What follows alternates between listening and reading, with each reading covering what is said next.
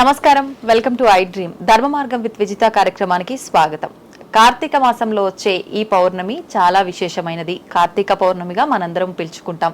అయితే కార్తీక పౌర్ణమి అనగానే మనందరికీ గుర్తొచ్చేది 365 ఒత్తులు వెలిగించటం అని. అయితే ద్వాదశి రోజు చేయాల్సిన ఏదైతే తులసి కళ్యాణం ఉందో చాలా మంది ఈ రోజున జరుపుకుంటూ ఉంటారు.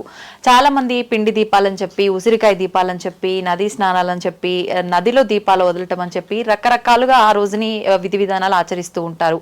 ఇంకొక ప్రత్యేకమైన విశేషం కార్తీక పౌర్ణమి రోజు జ్వాలా తోరణం అని చెప్పి కూడా ఆలయాల్లో జరుపుతూ ఉంటారు. అసలు ఏంటి జ్వాలా తోరణం? నిజంగా కార్తీక పౌర్ణమి మనం ఆచరిస్తున్న విధానాలన్నీ కరెక్ట్ గానే ఆచరిస్తున్నామా, ఇంకేమైనా ఉన్నాయా? ఇలాంటి మరిన్ని విషయాలు ఇప్పుడు గురుగారితో మాట్లాడి తెలుసుకుందాం. ప్రస్తుతం నాతో పాటు ఉన్నారు ప్రముఖ జ్యోతిష పండితులు నందిబట్ల శ్రీహరి శర్మ గారు. ఇప్పుడు వారితో మాట్లాడదాం. నమస్కారం గురుగారు. వాగర్థావివ సంపృక్తౌ వాగర్థ ప్రతిపత్తయే జగతః పితరౌ వందే పార్వతీ పరమేశ్వరౌ. సదాశివ సమారంభాం శంకరాచార్య మధ్యమాం అస్మదాచార్య పర్యంతం వందే గురు పరంపరాం. ఆదిత్యాయ చ సోమాయ మంగళాయ బుధాయ చ గురుశుక్ర శనిభ్యశ్చ రాహవే కేతవే నమః. శృంగేరి జగద్గురు పీఠాధిపతులకి, కంచి పీఠాధిపతులకి నమస్కారములు తెలియచేసుకుంటూ కార్యక్రమాన్ని ప్రారంభిద్దాం. గురుగారు, కార్తీక పౌర్ణమి అనగానే ఇందాక నేను ఇంట్రోలో చెప్పినట్టుగా రకరకాల విధి విధానాలు ఆచరిస్తూ ఉంటాము. అయితే ముఖ్యంగా అసలు శాస్త్ర ప్రకారంగా ఈ కార్తీక పౌర్ణమి రోజు ఆచరించాల్సిన విధానాలు ఏంటి? మనము చాలా మంది అంటే సంకల్పం చేసుకుంటూ ఉంటారు, ఏదో ఒక కోరికని కోరుకొని ఆ రోజు చేసే పూజా విధానం అంతా చేస్తూ ఉంటారు. నిజంగా ఇది కరెక్ట్ పద్ధతేనా? అసలు నిజంగా ఏంటి సరైన పద్ధతి, ఆ రోజు ఆచరించాల్సిన పద్ధతి? కార్తీక పౌర్ణమి మనకు 15వ తారీఖు రోజున ఏర్పడిందమ్మా. అంటే ఈ నవంబర్ క్రోధినామ సంవత్సరానికి 15వ తారీఖు రోజున వచ్చింది. అయితే ఈ కార్తీక పౌర్ణమికి ప్రత్యేకమైనటువంటివి కొన్ని ఉన్నాయి. అందులో త్రిపురాసుర సంహారం జరిగిన రోజు కూడా కార్తీక పౌర్ణమి. త్రిపురాసురులు అనేటువంటి వాళ్ళు రాక్షసులు, ముగ్గురు అన్నదమ్ములు, సంహారం జరిగినటువంటి రోజు. తర్వాత విష్ణువుని దేవతగా ఆరాధించి చాతుర్మాస్య దీక్ష చేసేవాళ్ళు ఆషాఢ శుద్ధ ఏకాదశి నుంచి కార్తీక శుద్ధ ఏకాదశి వరకు చేస్తారు. ఈశ్వరుణ్ణి దేవతగా కొలిచి చాతుర్మాస్య దీక్ష చేసేటువంటి పీఠాధిపతులు ఉంటారు. ఉదాహరణకి శంకర జగద్గురు పీఠాధిపతులు శృంగేరి కానీ, పూరి కానీ, ద్వారకా కానీ ఇలా. సో వాళ్ళు ఆషాఢ శుద్ధ పౌర్ణమి నుంచి ప్రారంభం చేసి కార్తీక శుద్ధ పౌర్ణమికి ఈ యొక్క చాతుర్మాస్య దీక్షని, వ్రతాన్ని ఉపసంహరిస్తారు. అయితే మనకు పౌర్ణమిలు అనేటువంటివి ప్రతి నెల వస్తుంది. ప్రతి నెల కూడా ఒక్కొక్క విశేషమే. కానీ ఈ యొక్క కార్తీక మాసానికి పౌర్ణమికి చాలా విశేషం ఏంటంటే, దీపావళిలో సందర్భంగా మనం ఆశ్వీజ అమావాస్యకి ఎలా అయితే చేసుకుంటామో కార్తీక పౌర్ణమి కూడా దీపావళి పండుగలాగా జరుపుకుంటాం. అందుకనే ఇది అనాదిగా వస్తున్న ఆచారం కాబట్టి ఇప్పటికీ కూడా భారతదేశం అంతటా కూడా అనేక ప్రాంతాలలో దీపావళి నాడు వెలిగించినటువంటి పటాకుల యొక్క ఉత్సవం మళ్ళీ కార్తీక పౌర్ణమి రోజున కూడా చేస్తారు. పౌర్ణమి వరకు చేసే వాళ్ళు ఉంటారు, పౌర్ణమి రోజున కూడా పటాకులు కాలుస్తారు. ఇది అయితే సాధారణంగా ఈ కార్తీక పౌర్ణమి రోజున మనకు ఈ శాస్త్ర ప్రమాణాన్ని అనుసరించి మనకు చెప్పబడ్డటువంటి నియమం ఏమిటి అంటే, ఈ పౌర్ణమి రోజు సంధ్యా సమయంలో తులసి చెట్టు దగ్గర చక్కగా ఆవు పేడతో అలికి అక్కడ ఆవు నేతితో దీపారాధన చేసి, అక్కడ దీపారాధన ఆ స్వామి దగ్గర, ఆ తులసి చెట్టు దగ్గర 720 ఒత్తులు 720 ఒత్తులు వెలిగించని శాస్త్రం. ఎందుకని 720? శాస్త్ర ప్రకారం అంతా చెప్పబడి ఉందమ్మా. 720 ఒత్తులని ఆంతర్యం ఏమీ లేదు. అక్కడ ప్రధానంగా 720 ఒత్తుల్ని మనం వెలిగించాలంటే మనకు తెలిసినటువంటిది 360 కదమ్మా. 360 + 360 ఎంత? 720. అంటే ఏంటి అంటే, ఇందులో నాకు తోచినట్టుగా అంతర్యం చెబుతాను. ఒకటి, శివకేశవులకి భేదం లేదు కాబట్టి శివుడి కోసం 360 ఒత్తులు, కేశవుడి కోసం 360 ఒత్తులు, మొత్తం కలిపితే 720. ఆ విధంగా చేసుకోవచ్చు. ఆ విధమైనటువంటి భావనతో ప్రత్యేకించి నిండు పున్నమి రోజున ఆ విధంగా చేయాలి. కార్తీక పౌర్ణమి రోజున ఇప్పుడు ఈ 365 ఒత్తులు కూడా అంటే ఇంటికి ఒకటి వెలిగిస్తే సరిపోతుందా, లేదు మీరు చెప్పినట్టుగా 700 చిల్లర ఏదైతే ఉందో అదొక్కటి వెలిగిస్తే సరిపోతుందా? చాలా మంది, ఎంతమంది వ్యక్తులు ఉన్నారో ఇంట్లో అంతమందికి ఒక్కొక్కరికి ఒక్కొక్క కట్టలాగా చేసి వెలిగిస్తూ ఉంటారు. ఇది కరెక్టే పద్ధతేనా? ఇది ఈ మధ్య ప్రాచుర్యంలోకి వచ్చింది. కానీ ఒకప్పుడు ఏ స్త్రీమూర్తి అయినా కానీ కుటుంబ క్షేమాన్ని అనుసరించి దీపారాధన చేసేది 360 ఒత్తులు. ఆ విధంగా 720 ఒత్తులు చేసుకుంటే చాలా మంచిది. రెండు చేస్తే చాలమ్మా. అయితే ఎందుకు ఇది చెప్పారనంటే, సంవత్సరం అంతా కూడాను దీపారాధన చేసిన ఫలితం దక్కాలంటే ఈ కార్తీక పౌర్ణమి రోజునే 365 ఒత్తులు వెలిగించాలి.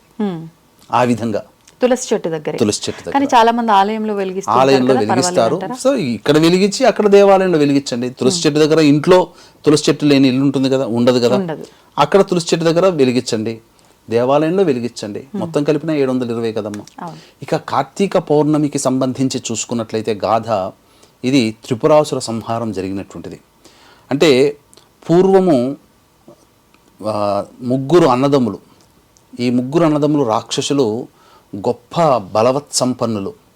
వాళ్ళు ఎటువంటి వాళ్ళనంటే ఈశ్వరారాధన గొప్పగా చేసేవాళ్ళు. ప్రతిరోజు 100 కమలములు, తామర పుష్పాలు 1000, 100 కాదు 1000 తామర పుష్పాలతో ఈశ్వరుని అర్చన చేశారు. ఈ అర్చన చేసినటువంటి ఫలితంగా వాళ్ళకి గొప్ప శక్తులు అనేటువంటివి కలిగాయి. వాళ్ళు అజేయులు అయ్యారు. కానీ శివుణ్ణి ప్రసన్నం చేసుకోవాలి అనే ఉద్దేశము కాబోలు, లేదా ఇంకా ప్రత్యేకమైనటువంటి ఆరాధనలో ప్రతిరోజు 1000కి తక్కువ కాకుండా ఈ కమలాలు అనగా తామర పుష్పాలతో ముగ్గురు అన్నదమ్ములు ఈశ్వరుని ఆరాధన చేసేవాళ్ళు. అయితే ఒకరోజు ఏమైపోయిందంటే వాళ్ళకి ఒక పుష్పం తక్కువగా వచ్చింది. ఒకరోజు ఆ రోజు వచ్చినప్పుడు ఏం జరిగింది, ఆ రోజున వాళ్ళ ఒక్కొక్క కన్ను వాళ్ళు పెట్టి పూజ చేశారు. పుష్పానికి బదులు వాళ్ళ కన్నుని. మళ్ళీ రెండవ రోజు కూడా ఆ విధంగా వచ్చేసేసరికి మళ్ళీ రెండవ కన్నుతో ఆ విధంగా స్వామికి అర్పించారు. ఇప్పుడు ఇదంతా రాక్షసత్వం అనుకోవాలా, లేదంటే ఆయన మీద భక్తితో తగ్గకూడదు అని? ఈశ్వరుడికి అంతకన్నా మించినటువంటి వాడు లేడు అని మూఢభక్తి, అంతే తప్ప. అంతే ఈ భక్తి పార్వశ్యంలో తనని తాను అర్పించుకున్న అఘోరాలకి ఏంటి, ఏది కూడా సమానమే. స్త్రీ సమానమే, పురుషుడు సమానమే, బాలిక సమానమే, బాలుడు సమానమే. ఏ పదార్థమైనా సమానంగానే భుజిస్తా. అంటే ఈశ్వర తత్వంలోకి వెళ్ళినటువంటి వాళ్ళు ఈ సృష్టి అంతా ఈశ్వర ప్రసాదమే అనే భావన చెందిపోతారు కదా. అలాంటి భావన వచ్చిన వాళ్ళే ఇలాంటి విపరీతమైనటువంటి త్యాగాలకు సిద్ధపడతారు. గురుగారు, ఒక చిన్న సందేహం. మామూలుగా ఈశ్వరుణ్ణి బిల్వ పత్రాలతో అర్చిస్తే చాలా మంచి ఫలితం అంటారు కదా, ఈ కమలాలతో అర్చించడం వల్ల ఎటువంటి ఫలితం? ఈ కమలాలతో అర్చించినటువంటి ఫలితం వల్ల రాజ్యము కలుగుతుంది. రాజ్యకాంక్షతో ఉన్నటువంటి వాళ్ళు తామర పుష్పాలతో చేయాలి. ఈ విధంగా ఒక రోజు ఈ విధంగా ఒకటి తక్కువ కావడం ఒక కన్ను, రెండవ రోజు తక్కువ కావడం రెండవ కన్ను, మూడవ రోజు కూడా తక్కువ అయ్యేసరికి వాళ్ళ శిరస్సుల్ని అర్పించేసేసారు. అర్పించడంతో ఇంత గొప్ప భక్తుల వీళ్ళు అని చెప్పి ఆ ఈశ్వరుడు ప్రసన్నమై మళ్ళీ వాళ్ళకి తిరిగి పునర్జీవితం చేసి, ఇంత గొప్ప పని చేశారు మీరు, ఇంత భక్తి మీకు ఉన్నది, ఏం వరం కావాలి కోరుకోనంటే, మాకు అసలు ఎదురే ఉండకూడదు, మేము ఎక్కడికి పోయినా మాకు విజయం కలగాలి, తర్వాత మాకు చావు ఉండకూడదు అని చెప్పారు. అన్న తర్వాత మొదటిదైతే ఇవ్వగలుగుతాను, కానీ రెండవదైతే అసాధ్యము, ఎవరికైనా పుట్టుక మరణం ఉంటుంది, ఇంకేదైనా దీని పరంగా అడుగునేనంటే అప్పుడు మాకు 3 పురాలు కావాలి. ఆ 3 పురాలు కూడా ఎప్పుడు కూడా ఎక్కడికైనా సంచరించినా అక్కడ మాకు విజయం కలగాలి. ఆ 3 పురాలు 3 రథాలుగా చేసుకున్నారు, 3 రాజ్యాల్ని. ఒకటి బంగారు, ఒకటి వెండి, ఇంకొకటి ఇనుము. వాళ్ళు ఏం కోరుకున్నారంటే ఈ 3 ఒకే కక్షలో ఉన్నప్పుడు ఒకే బాణంతో ఈ 3 పురాలని ధ్వంసం చేస్తే అప్పుడు మాకు మరణం కలగాలి అని చెప్పి వాళ్ళు వరం కోరుకున్నారు. ఇదంతా జరగడానికి ఒక 1000 సంవత్సరాల దాకా పడుతుంది. తథాస్తు అని చెప్పి ఈశ్వరుడు వరాన్ని ఇస్తాడు. అప్పటిదాకా వాళ్ళకి చావు లేదు. అయితే ఈ 3 పురాలు కూడా ఎలా ఉండేవంటే, అవి 3 ఒకే కక్షలో రాకూడదు, ఒకే దిశలో రాకూడదు. అందుకని చిందరవందరగా ఉంటూ ఎక్కడ పడితే అక్కడ విజయాన్ని పొందుతూ, ఇప్పుడు త్రికోణాకారంలో ఉందనుకో, ఒకే కక్షలో ఒకే బాణంతో ఒక బాణం ఒకసారి వేడిస్తే రెండింటిని ఛేదిస్తుంది, మూడోది ఇక్కడ ఉంటుంది కదా. అందుకని 3 ఒకే కక్షలో రావాలి. ఇక వీళ్ళకి అడ్డు అదుపు లేకుండా పోవడము, ప్రతి చోట కూడా వీళ్ళు తాపస్సులని, మునులని అందరినీ హింసించడము, ఆడవాళ్ళని హింసించడం, ఇలా చేస్తుంటే ముల్లోకాలు అట్టుడిగిపోయి బ్రహ్మాది దేవతలందరూ కూడా ఈశ్వరుని దగ్గరికి వచ్చారు. వచ్చి వరమిచ్చిన నీవే సంహార మార్గం తెలియచేసావు కాబట్టి ఆ కార్యం నువ్వే చేయాలి స్వామి అని చెప్పి వేడుకుంటే, అప్పుడందరూ కూడా నాకు వసతులు కావాలి అని అంటే అప్పుడు భూమి రథంగా మారింది. తర్వాత మందర పర్వతము ధనుస్సుగా మారింది. తర్వాత ఆ ఆదిశేషుడు వింటి నారిగా మారాడు. శాస్త్రాలు గుర్రాలుగా మారాయి. పురాణాలు ఆ గుర్రాల రథచక్రాలుగా మారి ఆ రథచక్రాల్లో మేకులుగా మారాయి. తర్వాత విష్ణువు బాణంగా మారాడు. ఆ తర్వాత ఈ 3 పురాల్ని కూడా ఏకం చెయ్యాలనంటే ఎంతసేపు యుద్ధం చేసినా 1000 సంవత్సరాల వరకు యుద్ధం చేస్తూనే ఉంటాడు ఈశ్వరుడు. కానీ వాళ్ళకి మరణం కలగదు. మరణం కలగనప్పుడు ఎందుకు ఇంతగా వీళ్ళు చెలరేగిపోతున్నారు, వీళ్ళకి ఎన్నిసార్లు కక్షలో పెట్టినా బాణం వదిలే సమయానికి కక్ష దాటిపోతున్నారు, ఇదంతా ఎందుకు వస్తుంది అని చెప్పి వాళ్ళు ఆలోచన చేస్తే వాళ్ళ భార్యల యొక్క పాతివ్రత్య మహత్యం.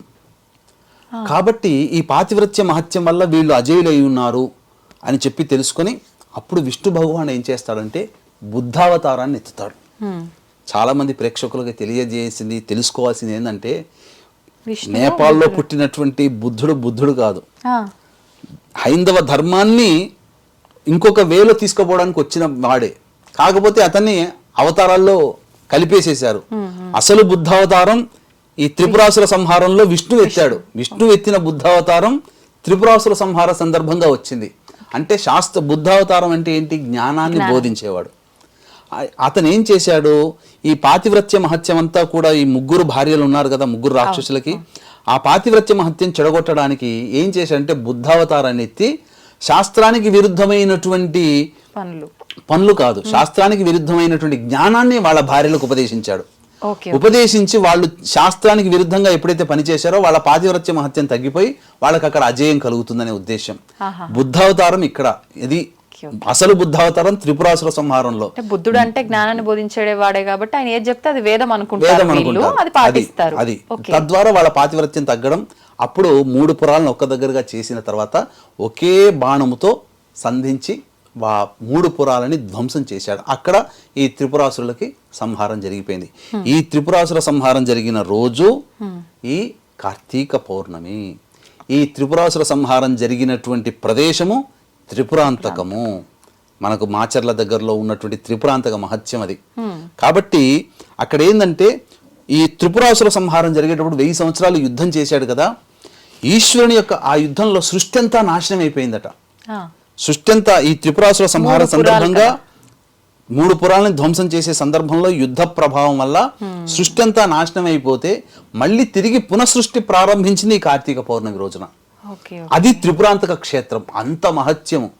అంత మహత్యమైనటువంటి త్రిపురాంతక క్షేత్రం కాబట్టి ఆ త్రిపురాంతక స్వామి సన్నిధి దగ్గర ఈ యొక్క కార్తీక పౌర్ణమి సందర్భంగా వీక్షించేటువంటి ప్రేక్షకుల జాతకరీత్యా విద్య, వివాహ, ఉద్యోగ, దాంపత్య, సంతాన, అనారోగ్య సమస్యల నివారణకు సర్వదోష నివారణ హోమాది కార్యక్రమాలు ఈ నెల 15వ తారీఖు రోజున కార్తీక పౌర్ణమి సందర్భంగా జరిపించడం జరుగుతుంది. పర్ హెడ్ 1500 రూపాయలకి. అవకాశం ఉన్న వాళ్ళు కార్యక్రమ తదనంతరం కాంటాక్ట్ చేసి పూర్తి వివరాలు తెలుసుకోవచ్చు. ఇక ఈ త్రిపురాసుర సంహారం అనేటువంటిది జరిగింది కాబట్టి అప్పటి నుంచి కూడా ఈశ్వరుడు అజేయుడై ఉన్నాడు. ఇక జ్వాలాతోరణం, మీరు అడిగినటువంటి జ్వాలాతోరణం అనేటువంటిది కూడా ఒక గాథ ఉంది. అంటే ఈ క్షీరసాగర మథనం జరిగిన తరువాత హాలాహలం పుడుతుంది కదమ్మా. అవునండి. ఈ హాలాహలం పుట్టిన తర్వాత విష్ణువు మింగుతాడు, గరళం దగ్గర దాచుకుంటాడు. అప్పుడు ఏంటనంటే అమ్మవారు జగజ్జనని, ఆమె ఒక కోరిక కోరుకుంటుంది. నా భర్త తిరిగి పునర్జీవితుడైతే జ్వాలాతోరణం కింద నా కుటుంబ సమేతంగా 3 మార్లు ప్రదక్షిణ చేస్తాను అని చెప్పి కోరిక కోరుకుంటుంది. ఆ విధంగా ఆ పరమేశ్వరుని యొక్క శరీరము నిలబడడం, ప్రాణం నిలబడడం, ఇవన్నీ జరగడం ద్వారా అమ్మవారు ఆ విధంగా ఈ కార్తీక పౌర్ణమి రోజున విశేషించి కార్తీక పౌర్ణమి రోజున ఆ జ్వాలాతోరణం కింద 3 సార్లు ప్రదక్షిణ చేసింది. అప్పటి నుంచి అది ఆచారంలోకి వచ్చింది. ఇప్పుడు మనం ఎందుకని చేయాలంటే భర్త క్షేమం కోసమా? భర్త క్షేమం కోసం అందరూ వెళ్ళాలి. చాలా చోట్ల ఏంటంటే ఈ జ్వాలాతోరణం చేసినప్పుడు ప్రతి శివాలయంలో చేస్తారమ్మా. ఏ శివాలయానికి వెళ్ళినా కార్తీక పౌర్ణమి రోజున ఖచ్చితంగా చేస్తారు. వీక్షించేటువంటి ప్రేక్షకులు మీ దగ్గరలోని శివాలయానికి చేరుకొని జ్వాలాతోరణం ఎన్ని గంటలకు చేస్తున్నారు, సంధ్యా సమయంలో చేస్తారు, సుమారు 7 గంటల ఆ ప్రదేశంలో. ఆ విధంగా ఉన్నప్పుడు అందరూ కూడా ప్రతి వాళ్ళు కూడా ఆ జ్వాలాతోరణం నుంచి గుండా వెళితే వాళ్ళకి అపమృత్యు భయ దోషాలు తొలగిపోతాయి, వాళ్ళు మృత్యుంజయులు అవుతారు, వాళ్ళు దీర్ఘాయుష్యవంతులు అవుతారు. ఇంకా చెప్పాలి అని అంటే ఆ జ్వాలాతోరణం జరుగుతున్న సందర్భంలో కొంతమంది రైతులు ఆ తోరణాన్ని దగ్గర వెలుగుతున్నటువంటి దాన్ని తీసుకొని వచ్చేసేసి తమ పశువులకు పెడతారు గడ్డిని. ఎందుకంటే ఎక్కువ పాలిస్తుంది అనేటువంటి ఒక నమ్మకం. ఆ విధంగా ఆ బూడిదని ఉన్నటువంటి పొలంలో చల్లుతారు, ఎక్కువగా పంట వస్తుందనే ఉద్దేశం. ఆ బూడిదని చాలామంది పెట్టుకుంటారు విభూతిగా. ఎందుకంటే సర్వరోగాలు కూడా నివారణ అవుతాయని చెప్పి ఆ జ్వాలాతోరణం కింద అంతటి ప్రశస్తి ఆ జ్వాలాతోరణకి. కాబట్టి అవకాశం ఉన్నవాళ్ళు ఏ శివాలయానికి వెళ్ళినా ఖచ్చితంగా ఈ కార్తీక పౌర్ణమి రోజున చేస్తారు. కార్తీక పౌర్ణమి సందర్భంగా ఇక్కడ మనకు అరుణాచల క్షేత్రంలో గొప్పగా ప్రదక్షిణ ఆ స్వామివారికి దీపారాధన చేస్తారు. కాబట్టి దీపం అనేటువంటిది లక్ష్మీ స్వరూపము, జ్ఞానస్వరూపము. కాబట్టి దీపదానం చేయండి. ఆ కార్తీక పౌర్ణమి రోజున దీపదానము, ఉసిరిక దానము, సాలగ్రామ దానం కూడా చేస్తారమ్మా. చేసినట్లయితే విశేష పుణ్య ఫలితము, జ్ఞానం వస్తుంది. సాలగ్రామ దానం చేస్తే దామోదరుడు సంబంధించినటువంటిది కదమ్మా. సాలగ్రామ దానం చేయడం వల్ల ఆ సాలగ్రామం అనేటువంటిది కొన్ని పాపత్వము పొందడం వల్ల విష్ణువు మూర్తి ఆ సాలగ్రామంగా జన్మిస్తాడు. ఆ విధంగా మనకున్నటువంటి పాపములు తొలగిపోతాయి. పాపములు తొలగిపోవాలి, క్షయమవ్వాలి అనంటే సాలగ్రామ దానం చేయాల్సిందే. అది దేవాలయంలో ఇస్తే మంచిది, లేదా ఆ సాలగ్రామాన్ని నిత్యం ఇంట్లో అభిషేకం చేసుకునే బ్రాహ్మడికి ఇవ్వాలి. ఆ విధంగా ఇప్పుడు బయట నకిలీ సాలగ్రామాలు ఇంత రంగురాళ్ళు తీసుకొని దాని కింద రంధ్రాలు పెట్టి ఇదే సాలగ్రామం అని చెప్పిస్తున్నారు. సాలగ్రామం అంటే గుడ్డిగా అయిందంటే రంధ్రం ఉంటే సాలగ్రామం అని. అసలు సాలగ్రామం దానం చేస్తే పుణ్యం, ఈ రాళ్ళని చేస్తే కాదు. ఇక ఈ విధంగా కార్తీక పౌర్ణమి రోజున శివాలయంలో నిద్ర కూడా చేసే ఆచారం ఉంది. నిద్ర కూడా చేయవచ్చు. ఇంకొక మాకు చిన్నప్పుడు చదువుతున్నప్పుడు స్కూల్స్లో ఒక మంచి నియమాన్ని నేర్పారు. ఇది ఎక్కడి నుంచి వచ్చింది? మన పురాణాంతర్గతంగా వచ్చినటువంటి నియమం ఏంటనంటే, సరిగ్గా ఆ ఆవు పాలను కానీ గోరువెచ్చగా కాచి ఆవు పాలను కాచి రాత్రి 11:30 ఆ సమయంలో ఎవరైనా కానీ వీక్షించేటువంటి ప్రేక్షకుల్లో మానసికమైనటువంటి ఆందోళన పడుతున్నటువంటి వాళ్ళు, అలాగే శరీరంలో తెలియక అనారోగ్యంతో బాధపడుతున్నటువంటి వాళ్ళు, ఏ వ్యక్తులైతే వృశ్చిక రాశిలో జన్మిస్తారో, అంటే విశాఖ, అనురాధ, జ్యేష్ఠ నక్షత్రాలు, వీళ్ళకి చంద్రుడు బలహీనంగా ఉంటాడు. అంటే ఎప్పుడైనా ఎవరి జాతకంలోనైతే చంద్రుడు షష్టమ, అష్టమ స్థానము, వ్యయస్థానంలో, ముఖ్యంగా అష్టమ స్థానంలో ఉంటాడో, ఎవరైతే అమావాస్యకి ముందు రోజు, అమావాస్య తర్వాత రోజు, అమావాస్య రోజు పుట్టి ఉంటారో అటువంటి వాళ్ళు మానసిక దుర్బలత్వం ఉంటుంది. చిన్నదానికి భయపడుతుంటారు, బాధపడుతుంటారు, అలుగుతూ ఉంటుంటారు చిన్న విషయానికి. కాబట్టి అటువంటి వాళ్ళు చక్కగా ఈ కార్తీక పౌర్ణమి రోజున చెప్పేటువంటి పరిహారాన్ని పాటించాలి. ఏంటంటే గోరువెచ్చని పాలను తీసుకొని అందులో ఒక గిన్నెలోనైనా కానీ, లేదా ఒక మంచి చెంబులోనైనా కానీ, చివరికి గ్లాసులోనైనా కానీ, ఆ గ్లాసులో పాలు పోసిన తర్వాత అప్పుడు ఈ గ్లాసులో అంటే చంద్రుని యొక్క ప్రతిబింబం ఉంటుంది కదమ్మా, ఆ చంద్రుని ప్రతిబింబాన్ని ఈ గ్లాసు పాలల్లో చూస్తూ శివాయ నమః అనుకుంటూ అయినా కానీ, ఓం సోమేశ్వరాయ నమః అనుకుంటూనైనా కానీ జపం చేసుకుంటూ ఒక 108 తక్కువ కాకుండా, లేదా కనీసం ఒక 1008 అయినా కానీ మధ్యరాత్రి 11:30 నుంచి 12:30 మధ్య కాలంలో ఆ చంద్రబింబాన్ని చూస్తుంటే, ఆ చంద్రబింబం నుంచి కార్తీక పౌర్ణమికి చాలా వెలుగుతూ ఉంటుంటాడు చంద్రుడు. అందునుంచి అమృత కిరణాలు ఈ యొక్క పాలల్లో వస్తాయి. ఎందుకంటే చంద్రుని యొక్క అమృత కిరణాలు అనేటువంటిది గ్రహించే శక్తి పాలల్లో ఉంటుంది, ముత్యములో ఉంటుంది. అందుకని సముద్రం ఆటుపోట్లకు గురవుతుంది. సముద్రంలో ముత్యాలు ఉంటాయి కాబట్టి సముద్రం ఆటుపోట్లకు గురవుతుంది, పాలల్లో ఉంటుంది. కాబట్టి ఆ పాలు ఆకర్షించుకుంటాయి. ఆ యొక్క అమృత కిరణాలు పొందినటువంటి ఆ పాలని 12:30 తర్వాత ఎవరైతే తాగుతారో వాళ్ళకి అజేయమైనటువంటి మానసిక సంతోషం కలుగుతుంది. ఈ దౌర్బల్యం తొలగిపోతుంది, మానసిక దౌర్బల్యం తొలగిపోతుంది. ఇలాంటి వాతావరణం మాకు చిన్నప్పుడు స్కూల్స్లో అలవాటు చేశారు. అదే విధానం ఎందుకని చెప్పి తర్వాత పెద్దగా అయిన తర్వాత జ్ఞానం తెలుసుకున్న తర్వాత చేస్తే ఇది మనకు పురాణాంతర్గతమైనటువంటి ఆచారంగా ఉంది. ఇది ఎవరు చేశారు పురాణాల్లో? పురాణాల్లో అందరూ చేసినటువంటి పద్ధతేనమ్మా ఇది. కార్తీక పౌర్ణమి రోజున ఖచ్చితంగా పాలల్లో చంద్రుడిని చూసి కనీసం చూసైనా తాగుతారు.